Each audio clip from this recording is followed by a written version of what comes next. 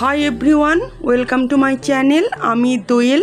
তো ডাল তো অনেক রকম খেয়েছেন, কিন্তু কোনো রকম ডাল ব্যবহার না করে শুধুমাত্র আলু দিয়ে এত সুন্দর ডাল বানানো যায়, এটা না দেখলে বিশ্বাসই করতাম না। তাই আজকে আমি বানাবো দারুণ সুস্বাদু আলু দিয়ে ডাল। তো চলুন আমার কিচেনে রেসিপিটা শুরু করি।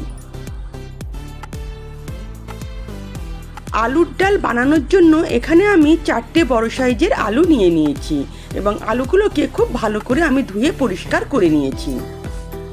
আমি আলুগুলোর খোসা এবার ছাড়িয়ে নেব।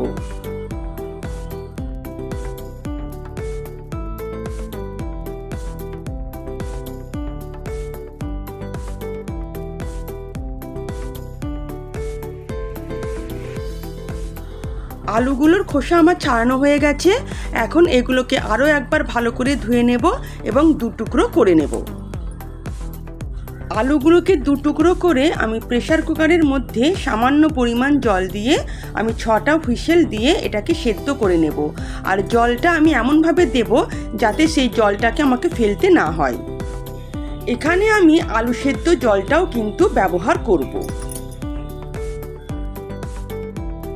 এখানে আলুটাকে আমি খুব গলা গলা করে কিন্তু সেদ্ধ করে নিয়েছি, দেখুন।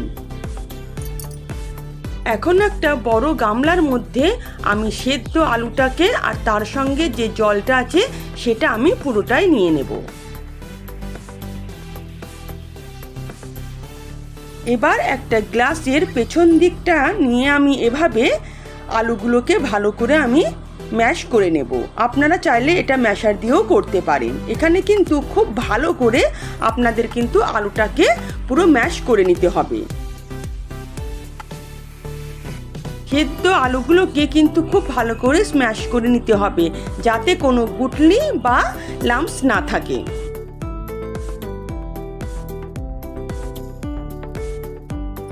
আলুটা কিন্তু খুব সুন্দর আমার এভাবে ম্যাশ করা হয়ে গেছে।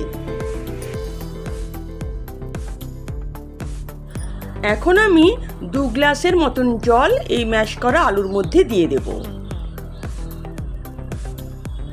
আর যদি আপনারা আলুর ডালটা একটু ঘন খেতে চান তাহলে 1 গ্লাসে জল দেবেন।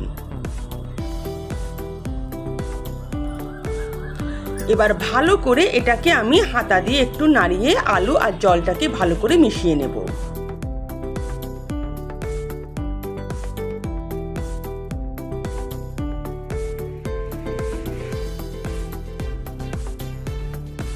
এখন গ্যাস অন করে একটা কড়াই বসিয়ে দেব। তার মধ্যে আমি 1 টেবিল চামচের মতন সাদা তেল নিয়ে নেব। আপনারা চাইলে এটা সরষের তেলেও রান্না করতে পারেন। তেল গরম হয়ে এলে এর মধ্যে 2টো শুকনো লঙ্কাকে আমি কেটে কেটে দিয়ে দেব। আর দেব 1 চামচের মতন গোটা জিরে আর 2টো তেজপাতা।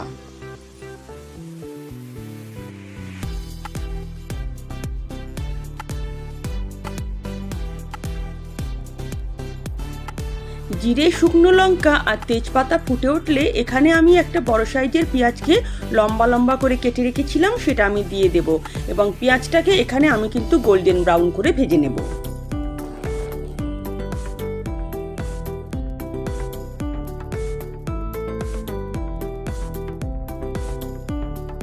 পেঁয়াজ যখন ভাজতে ভাজতে বাদামি হয়ে আসবে তখন এর মধ্যে 1 চামচের মতন রসুন বাটা আর 1 চামচের মতন আদা বাটা আমি দিয়ে দেব। তারপর আদা রসুনটাকে আমি ততক্ষণ ভাজবো যতক্ষণ না আদা রসুনের কাঁচা গন্ধটা চলে যায়।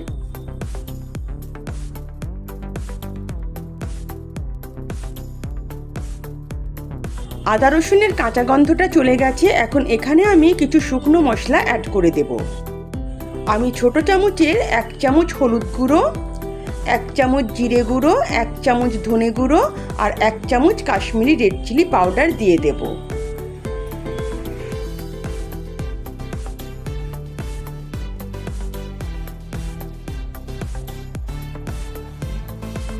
আর ঝালের জন্য দেব আমি 2-3টে চেরা কাঁচা লঙ্কা। এবার ভালো করে মশলাগুলোকে আমি কষিয়ে নেব যতক্ষণ না মশলা থেকে তেল আলাদা হয়ে আসছে। আর মশলাটা যাতে পুড়ে না যায় তাই এখানে একটু সামান্য পরিমাণ আমি জল অ্যাড করে দিলাম। এবার ভালো করে মশলাটাকে আমি কষাতে থাকবো।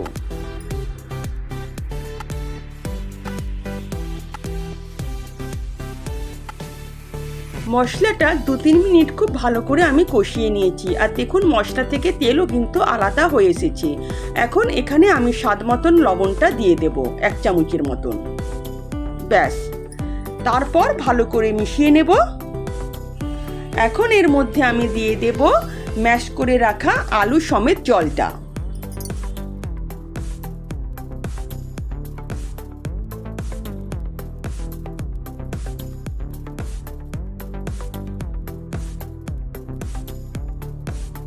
ভালো করে একবার আমি এইভাবে হাতা দিয়ে নাড়িয়ে দেব এবং এটাকে আমি ফুটতে দেব।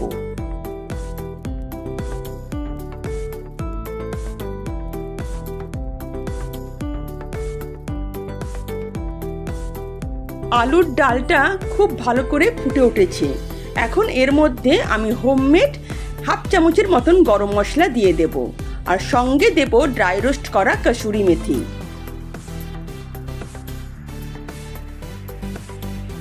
আর সবশেষে দেব 1 চামচের মতন জিরে গুঁড়ো, এটা ভাজা জিরে গুঁড়ো।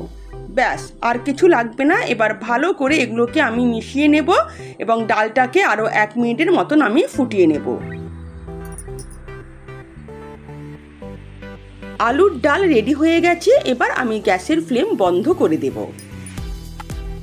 উপর থেকে ছড়িয়ে দেব কিছুটা ধনেপাতা কুচি। এবার গরম গরম ভাতের সঙ্গেও পরিবেশন করতে পারেন কিংবা রুটি পরোটার সঙ্গেও কিন্তু এই আলুর ডাল খেতে পারেন। খেতে কিন্তু খুবই সুস্বাদু হয়। এই আলুর ডাল খেতে এতটাই সুস্বাদু হয় যে আপনি কিন্তু অন্য সব ডাল ভুলে যাবেন।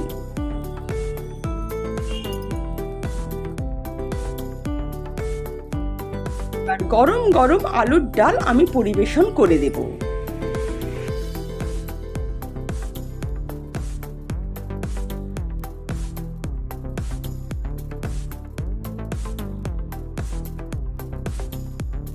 যদি আমার রেসিপি আপনাদের ভালো লেগে থাকে তো প্লিজ আমার চ্যানেলকে সাবস্ক্রাইব করবেন আর পাশে থাকা বেল আইকনও প্রেস করবেন যাতে নিত্য নতুন রান্নার নোটিফিকেশান সবার আগে আপনাদের কাছে পৌঁছে যায়।